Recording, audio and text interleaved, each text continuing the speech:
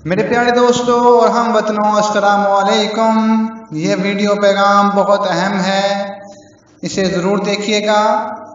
आप तमाम दोस्तों, बुज़ुर्गों, माँ बहनों और नौजवान भाइयों से गुजारिश है कि आने वाली हुकूमत के लिए 25 जुलाई को अपने अच्छे माहौल, अपने अच्छे बच्चों के बेहतर मुस्तकबिल के लिए अपने वोट को ज़ाया ना होने दें। आपका वोट आने वाली नस्लों की अमानत है और अमानत में खयानत मत कीजिए।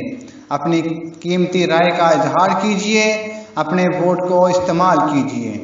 अपने वोट को इस्तेमाल करें इससे पहले कि आपको इस्तेमाल किया जाए।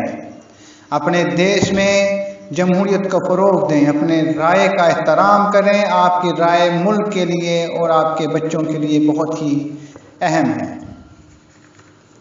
अपना कौमी शनाख्ती कार्ड नंबर मोबाइल में लिखकर 8300 पर मैसेज करें ताकि आपको अपने करीबी पोलिंग स्टेशन का पता मालूम हो सके और इलेक्शन वाले दिन आपको परेशानी का सामना ना करना पड़े। आपकी राय मुल्क के पाकिस्तान की तरक्की और खुशहाली के लिए बहुत अहम किरदार अदा करेगी इंशाअल्लाह। पाकिस्तान जिंदाबाद।